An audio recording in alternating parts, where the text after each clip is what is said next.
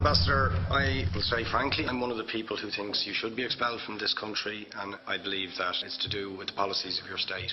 If I was Jewish and had never stepped foot in Israel, I could claim citizenship there tomorrow, but 6 million people whose origins are in what you now call Israel, who were forced out in 1947 or 48, do not have that right.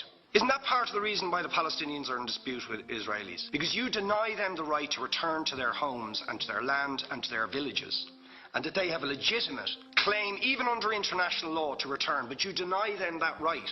Why do you deny them that right? And why do you give that right to other people who have no connection whatsoever with the land, whether you call it Israel or whether you call it Palestine? Why do you continue to seize land, if you're serious about Oslo and the two-state solution, which under that agreement is land designated to be Palestinian land? 500,000 people, most of which has taken place since Oslo. You allow that to happen. Why do you allow it to happen?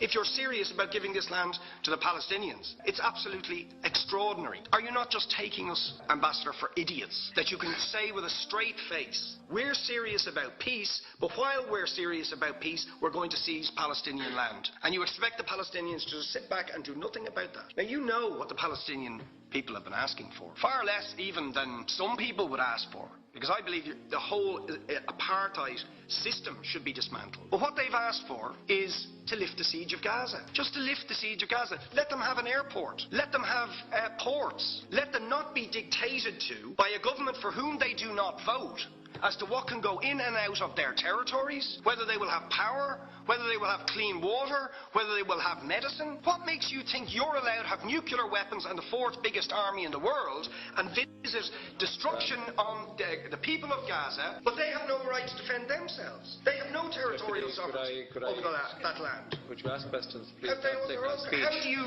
justify that? Yeah. All right. How do you justify those double standards? Very lastly, Ambassador, people like Bishop Tutu, Nelson Mandela, and I would certainly describe your state as a apartheid state, with different laws for people depending on their race or